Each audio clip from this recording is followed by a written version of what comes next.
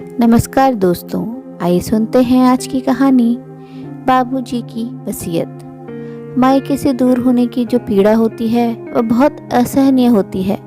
मेरा मायका वसीयत की बलि चढ़ रहा था भाभी। वो कहते हैं ना, बुढ़ापे में आकर एक साथी की बहुत जरूरत होती है। पति के बिना पत्नी और पत्नी के बिना पति कितना अधूरा हो जाता है, इसका बुढ़ापे में एहसास होता है। माँ के जाने के बाद तो बाबूजी की भी जिजीविषा समाप्त हो गई थी, इसलिए वे भी जल्दी हमें छोड़कर चले गए। जब तक माँ बापूजी थे मैं मायके कभी भी चली जाती थी, किंतु बाद में पता नहीं क्यों एक लक्ष्मण रेखा से खिंच गई।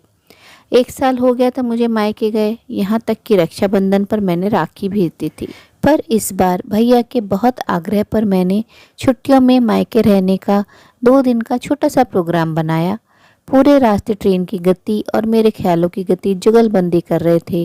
बाबूजी की बरसी के बाद पहली बार मायके जा रही थी। सबका व्यवहार कैसा होगा, यही सोचकर हृदय बैठा जा रहा था। जब से बाबूजी ने अपनी वसीयत में भैया के साथ मेरा नाम भी जोड़ दिया था, तब से भैया भाभी का व्यवहार मेरे प्रति बदल गया था। रिश्तों में एक अजीब सी दरार आ गई थी। भाई बहन का प्यार वसीयत की बलि चढ़ गया था। अरे बेटियां अपने मायके सिर्फ अपने माता पिता भाई भाभी का स्नेह लेने के लालच में मायके आती हैं। उन्हें सिर्फ यही लालच होता है कि उनके मायके के द्वार उनके लिए सदा खुले रहें। यही सोचते सोचते मैं अपने गंतव्य पर पहुंच गई थी। भैया स्टेशन पर मुझे लेने आए थे। स्टेशन से घर तक से भैया ने 2 वाक्य बोले थे, कैसे हो छोटी, रास्ते में कोई तकलीफ तो नहीं हुई, बस।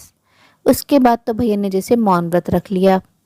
घर पहुंचकर भाभी ने जिस तरह से दरवाज़ा खोला, उनके व्यवहार से मन में कुछ तरक सा गया।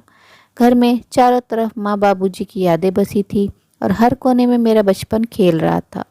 वो बचपन जिसे मैं सहेजना चाहती थी, फिर से जीना चाहती थी, जिसके लिए मैं मायके आई थी। हर बेटी की तरह मुझे भी मेरा मायका जान से ज़्यादा कीमती था। वो 2 दिन मुझे अपनों के बीच परायों जैसा लगा था। आंखें बार बार छलकने को बेचैन थी। रात को खाने की टेबल पर मैंने कमरे में पसरे मौन को तोड़ते हुए बोला, भैया कुछ बात करनी है, बोल छोटी। वो बाबूजी की वसीयत के विषय में। देख छोटी, इस विषय में मुझे कोई बात नहीं करनी, इसके अतिरिक्त कुछ और कहना हो तो बोलो, कहकर भैया उठकर अपने कमरे में चले गए। सीमा, तुम सिर्फ 2 दिनों के लिए अपने मायके आई हो, आराम से रहो, भाभी कहकर टेबल से सामान उठाने लगी। सिर्फ 2 दिन? भाभी के कहे ये शब्द मेरे कानों में शीशा घोल रहे थे। मैं बिना किसी कसूर के अपने मायके में मुजरिमों के कटघरे में खड़ी थी, जिसकी सुनवाई होनी नामुमकिन सी थी। जिस घर में मैं पली बड़ी, वो घर, मेरा मायका, अब पराया सा प्रतीत हो रहा था। जैसे तैसे 2 दिन गुजार के अपने घर वापस आ गई। अपने घर वापस पहुंचते ही भाभी का फ़ोन आया, सीमा ठीक से पहुंच गई तुम? रास्ते में कोई परेशानी तो नहीं हुई? वे थोड़ा हिचक कर बोली, हाँ भाभी पहुंच गई, मैंने रुंधी आवाज़ में बोला। सीमा, ये लिफाफा तुम टेबल पर छोड़ गई थी? वे फिर हिचकते हुए बोली, भाभी छोड़ नहीं गई थी, रख कर आई थी आप लोगों के लिए। सीमा, तुमने ये क्यों किया? भाभी, मैंने तो सिर्फ अपना फ़र्ज़ निभाया है, यही बात तो मैं आप दोनों से करना चाहती थी, पर ये तो आपकी ही अमानत थी, वापस तो मुझे देनी ही थी। बाबूजी ने अपनी प्रॉपर्टी में मुझे हिस्सा दिया, ये उनका फ़र्ज़ था और उस हिस्से को जिसका हक था मैंने उसे वापस करके अपना फ़र्ज़ निभाया। भाभी, मुझे आपकी प्रॉपर्टी नहीं, आप लोगों का प्यार चाहिए, साथ चाहिए और वो अपनापन चाहिए जिसके लिए बेटियां अपने मायके आती हैं। मायका एक बेटी के लिए उसका अस्तित्व होती है। उससे दूर होने की जो पीड़ा होती है वह बहुत असहनीय होती है। मेरा मायका वसीयत की बलि चढ़ रहा था भाभी। ऐसी प्रॉपर्टी का मैं क्या करूंगी जो मुझे मेरे मायके से दूर कर दे, मेरे भाई को मुझसे दूर कर दे। मेरे लिए पेपर्स बोझ थे, मैं तो पहले ही आपको देना चाहती थी, किंतु मायके के रास्ते जाने पर कदम थम जाते थे। भाभी, मुझे कभी भी प्रॉपर्टी का लालच नहीं रहा, मुझे तो सिर्फ मेरे मायके का लालच था, मुझे तो सिर्फ मेरा मायका चाहिए, कहकर मेरी आवाज़ मेरे गले में अटक गई। छोटी, तू कब इतनी बड़ी हो गई, पता ही नहीं चला। तेरे बातों ने तो मुझे बौना कर दिया।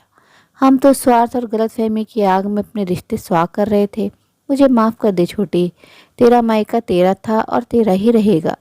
दूसरी तरफ से भैया की आवाज़ सुनकर अब तक आंखों में रुके मेरे आंसू अविरल बहने लगे। दोस्तों, अक्सर ऐसा होता है कि हम बिना एक दूसरे के मन की बात जाने या एक दूसरे से बात किए मन में नाराज़गी पाल लेते हैं। कई बार ऐसी ही गलतफहमियों के चलते रिश्तों में इतनी दूरी आ जाती है कि वापस लौटना कठिन हो जाता है। इसलिए ज़रूरी है कि अगर मन में किसी भी बात पर असहमति या नाराज़गी हो तो संवाद के लिए जगह ज़रूर रखनी चाहिए। उम्मीद है दोस्तों कहानी पसंद आई होगी। कहानी अच्छी लगी हो तो अपनी राय कमेंट बॉक्स में ज़रूर साझा करें और अपने मित्रों और प्रियजनों के साथ भी शेयर ज़रूर करें। दोस्तों आपसे अनुरोध है, अगर आप चैनल पर नए हैं तो ऐसी ही नई नई जीवन से जुड़ी कहानियाँ सुनते रहने के लिए चैनल को सब्सक्राइब जरूर करें। कहानी अंत तक सुनने के लिए आप सभी का दिल से बहुत बहुत शुक्रिया। तो फिर मिलते हैं अगली कहानी में। तब तक के लिए आप लोग अपना ध्यान रखिए, खुश रहिए, ऐसे ही कहानियाँ सुनते रहिए।